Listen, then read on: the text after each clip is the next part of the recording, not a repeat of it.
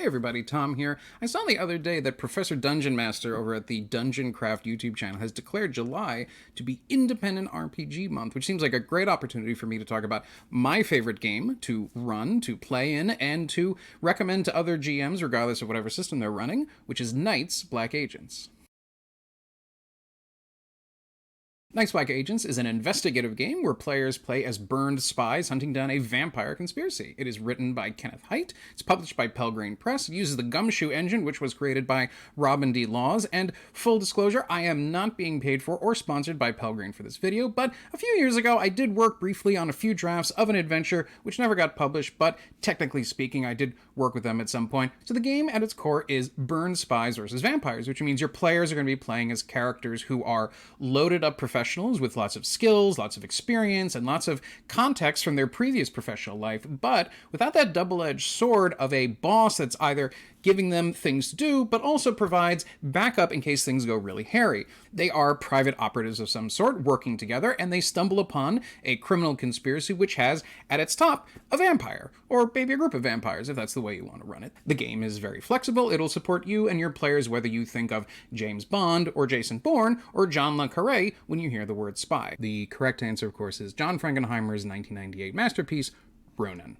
The game is also very flexible when it comes to the kind of vampire that you want to play. You can play a person whose soul has been damned to punishment for all eternity, or maybe they've been possessed by a demon, or they're just the victim of some terrible bacterial infection, or you could even play it where the vampire is some kind of alien. Now, one thing the vampire probably won't be is weak. Knights Black Agents is about powerful vampires, powerful villains. It's very hard to fight them. It's very hard to take them down. You're not going to be just, stabbing a dozen of them every session. That's not the style of play the game really supports, although if you wanted, you could include some lower level supernatural villains to round out each adventure. Now that we've covered the basics, let's talk about the parts of the game that stand out the most to me and make this my favorite game to play. First things first, I absolutely love the Gumshoe engine, and Knights Black Agents makes really excellent use of it. Now, at its core, Gumshoe splits player skills into two broad categories. You have investigative skills, and then you have general skills. Investigative skills are those that players use to gather information from the game, and in Gumshoe, they don't require any rolling. Instead, your character has typically 1 to 3 points in a given skill, and you'll burn one of those points to get information about the scene when it's relevant. Now, because you can't miss your roll, the DM doesn't have to worry about the need to sprinkle lots of clues all over the player's path to make sure they catch what they need to advance the story. You just spend the point and you get the clue. Knights Black Agents has some really interesting investigative abilities, like human terrain and BS detector and forensic pathology.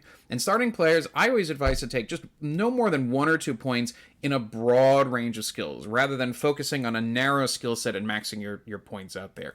In my experience, empowering really is the word that I would use to describe this experience for players. There's a bunch of things that they can do right away, but you don't have to worry anywhere near as much of those problems about power gaming, or the need to do a system mastery, or min-maxing, or any of the challenges that we see in those games. Players can do powerful things with their characters, but their skills are all tied to very common-sensibly named skills and abilities. You don't have to do a lot of reading, you don't have to do a lot of research, there's not a lot of feats that you have to understand and balance, and should I get this one or that one? There aren't spells that require a lot of reading to understand this, and the things that you can do with that are very sensible. It's very easy to understand what you can do right away, and it encourages a style of play where if you think you've seen something in the movie and it sounds like the skill that you have, we're gonna let you go do that. Lots of tabletop RPGs let you do cool things, but they usually do it by, vertically sort of stacking a bunch of things on top of one another, right? I need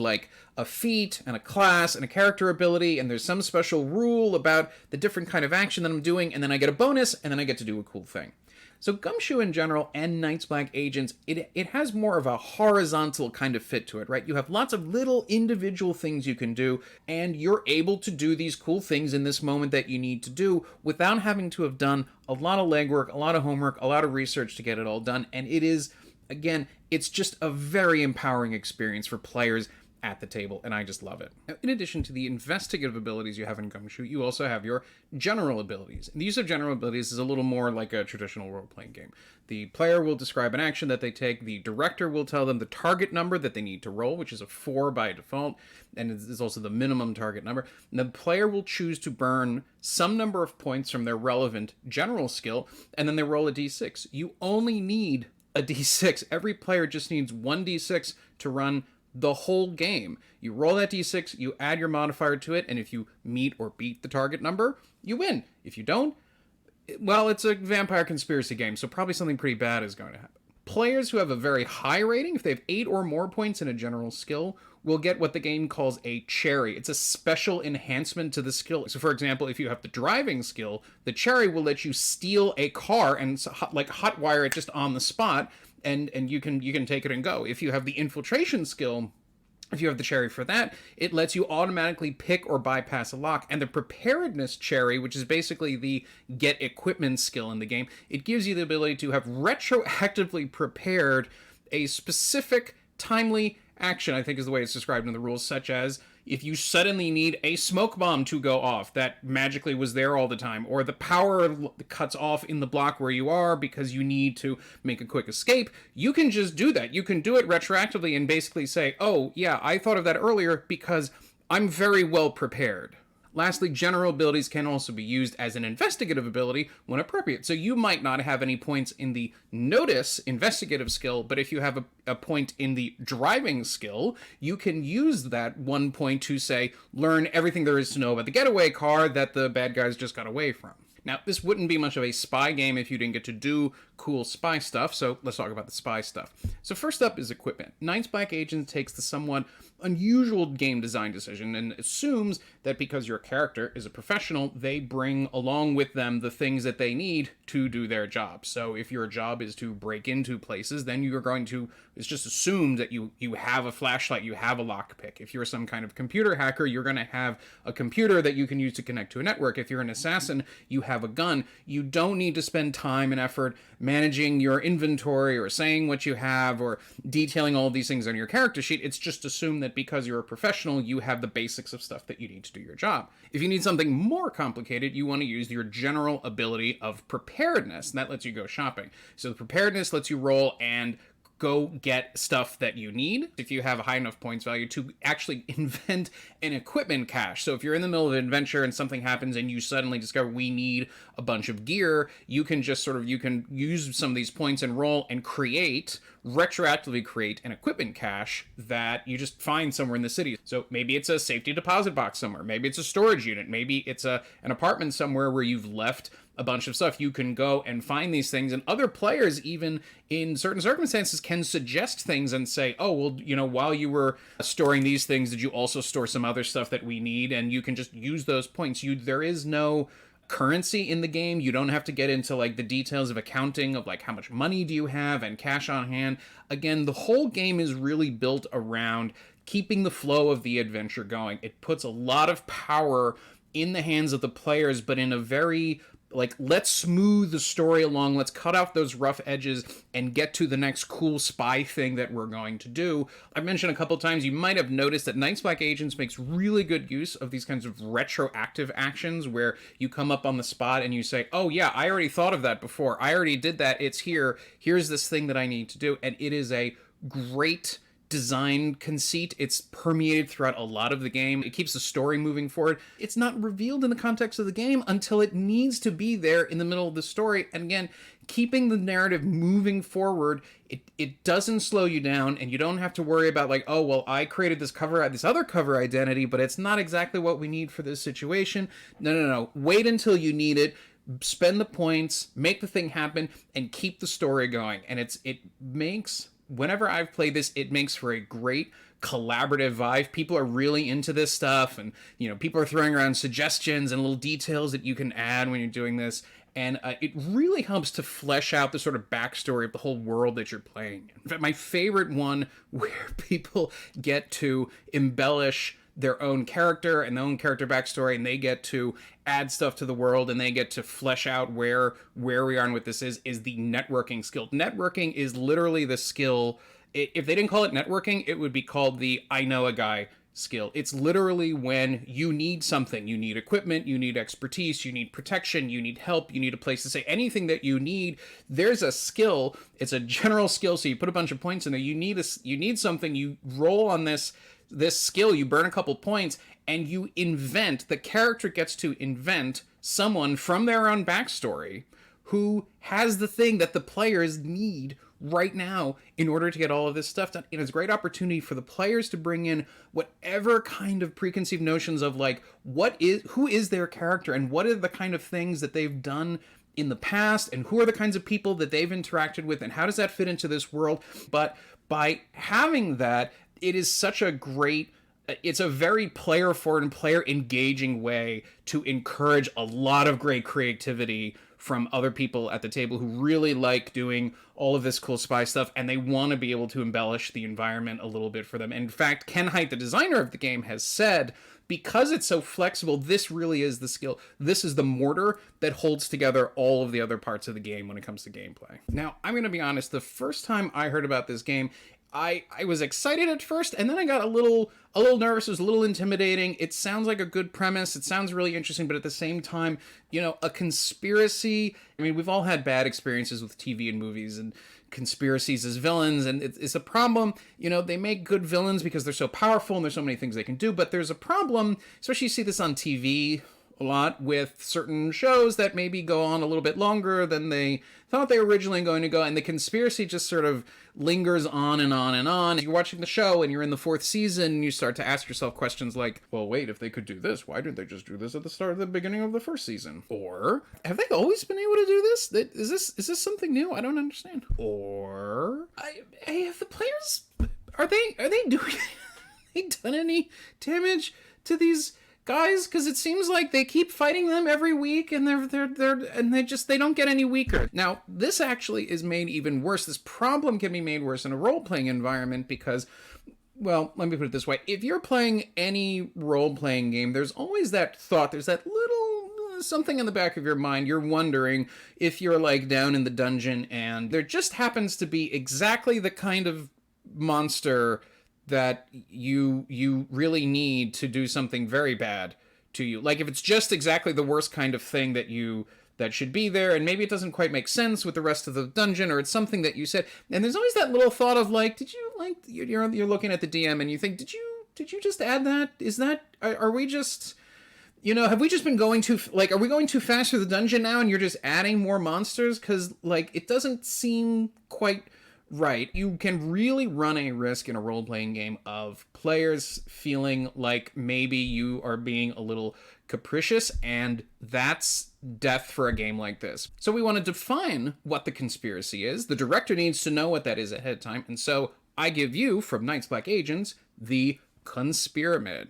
Basically, it's just a top-down hierarchy of the bad guys' organization and shows all of the different nodes of the conspiracy, the different institutions and the people and how they interact. It's got the big bad vampire at the very top, and then the most powerful people in the conspiracy that are most engaged with the vampire, and then who they interact with and all the way down. It gives you flexibility, and it helps you to understand, it helps you as the director who is planning this campaign and planning this conspiracy. It helps you better understand what are the kinds of things that needs to go into this conspiracy and how they work. But the Conspiramid shows you all of these different pieces and how they operate together and what they do.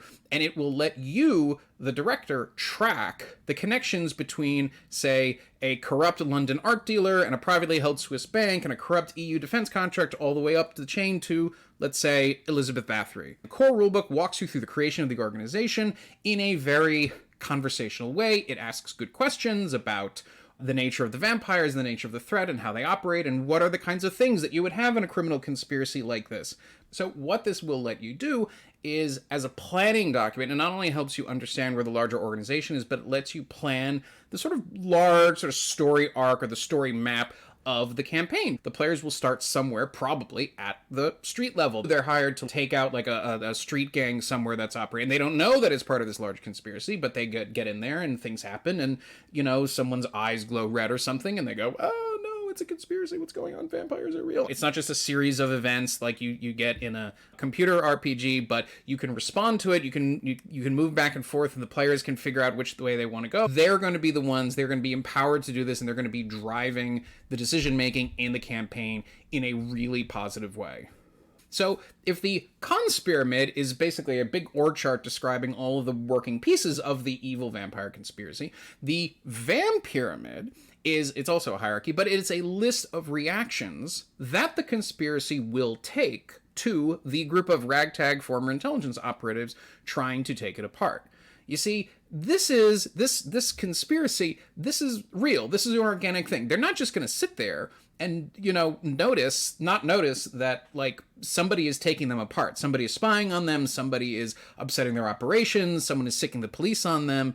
They're going to respond back. What the conspiracy is worried about is light being shed on it. If they're exposed for what they do, the real authorities can show up and arrest them and take them away. They don't want to overreact to the actions that your players take. Therefore, if you have disrupted the operations of like some street level operation they have, they're not going to go and blow up the apartment block that you're in and kill a bunch of people. That would draw a lot of attention to what's going on. So they need to respond in kind. And that's where the vampyramid comes in. There's lots of lower level options and ideas for actions that the conspiracy would take as you move up the vampyramid. So as the players are moving up the conspiramid and they're getting closer and closer to the big bad at the top, the big bad is going to have a list of reactions that they can take to the player's action. This whole structure can be really taken apart. It can be reskinned. It can be adapted to any kind of other game that you ever want to do in a fantasy setting, sci-fi setting, modern, horror, anything with a big organization that, again, is going to push back. One other fun element of the vampyramid is that you can take these reactions, and again, you can adapt them and customize them just a little bit to the details of what your players did in a session. The characters are supposed to be professionals. They're supposed to know better than this, but did the players do something foolish? Did they not cover themselves? Did they get their faces on CCTV? Did they not check surveillance? That sort of thing? Well, guess what? Now some of them are known by the conspiracy, and because of that, it's going to reinforce to your players the idea that they need to think about these things. They need to be careful. It's a spy game. It's not a superhero game. The characters are not bulletproof. They can't wait in there and just kill everybody willy-nilly. Nothing bad is going to happen. This is a game very much about subterfuge, about infiltration, stealth. It's about thinking clearly about what happens. And if you lose sight of that, you're going to get a reaction from the conspiracy based on the vampyramid. So these are the biggest parts of the game that really stand out to me. But I feel like I would be doing the game a disservice by not mentioning the many, many other cool parts of the game. First, character creation. Character creation is skill-based with a few starting roles. They're very lightweight roles they do in Gumshoe. They give you they give you sort of a starting archetypical flavor, a few skills that you should get, and then after that, you're able to pick whatever it is that you want to do. Good characters have a wide range of skills, so honestly, players should not be, whether you're running at home or you're running at a convention, you're running a one-shot or a campaign, nobody should be too put out if you give them a pre-generated character for the one-shot. They can move their skill points around. This isn't one of those games where you have to pick your background, and your background gives you this point, this point, this point, and you pick this other thing, and it gives you some other things, and if you want to change it, you have to, like, reverse engineer a whole thing. No, you just get a pile of points, and you put them wherever you want. So if you give a pre-generated character to one of your players, and they say, can I fiddle with this? You go right ahead and fiddle with it. There is lots of great GMing advice. There is advice on managing clues and sprinkling clues and designing investigations, designing mysteries, how to do this for your players, how to run them, how to design them, way beyond what I've covered here. As a side note, I really like Ken Haight's writing style, his prose. I think throughout this whole thing is really great. It feels like if you ran into someone at your friendly local gaming store, or if you ran into someone at a convention, like an experienced GM, and you said, hey, can you explain to me, how does this game work? That's what it reads like. Nice Back Agents has great chase rules, whether you are trying to follow a source through a crowded North African marketplace, or you're driving down back roads of rural France, and it doesn't matter whether or not they know that they're being chased, or whether you're being chased, because when you hear chase rules, you're like, oh good, I'm going to chase people, but no, not in this game. It's probably more about, they should really call them the running away rules. You're going to do a lot of running away in this. If you're playing it right, you're going to run away from a lot. There's some bad stuff in this game. Combat in this game, it is cinematic and it is realistic. And what that means is that you've got a lot of options for cool spy stuff that your characters can do in general. And obviously there are a lot of fun ways to interact in your environment, the immediate environment, in the fight that you're in. There are also a lot of levers and dials the director can adjust to the tone of the campaign. There's a whole area, there's a whole section of the rules in here on thriller rules. If you want something that is more like the Bourne Identity or Mission Impossible style combat versus something that's much more realistic, you get cool stuff. You get rules with names like Critical Hits and Mook Shield and Techno Thriller Model. There's a rule in this game that if you're shooting and you're like, I'm shooting somebody, I'm shooting people a lot, I'm running out of points, what do? You can get a partial points refresh if you narrate what you're doing in like Tom Clancy style, like you lovingly describe the gun in your hand or the whatever it is that you're using, you can get a points refresh. That is the kind of cinematic combat there is. The realism of it comes down to if you get shot, that's bad. Don't get shot. There's a very good chance that you're dead.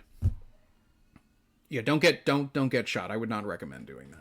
One of my absolutely low-key favorite parts of the game is how it handles the fact that you're running around, you're attacking this conspiracy, and, you know, the police, they might notice. They might notice something is going on, and so the game has this mechanic called heat. Anytime the players or the conspiracy does something particularly public and criminal and, you know, literally or figuratively explosive in a given area, the heat goes up. So it starts off at 1, and then it goes, I think 5 is the highest that it goes. And basically what it means is you take that number and you add it to the target number whenever you need to do a general ability roll. If you've been doing some stuff, if your exploits are showing up in the newspaper, for example, and the heat is now up to 2, you would normally have to go buy, you know, you have a contact that you want to go buy guns from or equipment or whatever it is, and the target number would be 4, but now the target number is going to be 6, which just makes everything you do a little more expensive. Just a little bit more. It's a little bit more, it's a little drag, and it just layers on top of everything. It is a really nice, elegant mechanic. Somehow I made it this far into a video about a game of spies hunting vampires without really talking about the vampires. I love this. The spies are great. The vampires are great too. What comes in the core book, they give you great mechanics and advice on creating your own vampires, running your own vampires. It incorporates it into all of the stuff I talked about with the conspiramid and the vampyramid, making sure that that's very specific to the kind of vampires you run. There are a number of pre-generated vampires in there. There's some great historical examples. And then there are stats for some lower level supernatural baddies. If you want to work them in there, you can work them in there as much as you want, such as ghouls and Renfields and zombies. There's way more GMing advice at the end tied up in all of this, different styles. Basically everything that I mentioned on this video, they're very big. I love it. They're very big on side text. You'll have a rule, you have an explain, and then there'll be a great little note on the side, and they'll say, but you know, you could do this a little differently if you want. This is the regular way to run it, but here's another idea for how you can run it. There's great advice for running player-driven operations. There are just whole sort of veneers, big sort of campaign frameworks that you would want to apply to this. There's even rules if you want to turn this into something Lovecraftian, and obviously the rules for sanity are in there perfectly. And you get a sample introductory scenario at the end, as well as descriptions of some key cities. And it's just great. Like I said, this is my very favorite game to play. I love to play it. It's my favorite to run. It's my favorite to recommend. If you love the spy genre, I don't think anything beats this. If you are only spy curious, I would say you should still definitely give this a look. The tools, the writing, they give you the kind of support and encouragement to try something new, which is we should always be trying to do. I absolutely can't recommend this game enough. Anyway, those are my thoughts, but I'd love to hear yours. So leave a comment below after you're done liking and subscribing. Thanks for watching, and I hope you have a great game.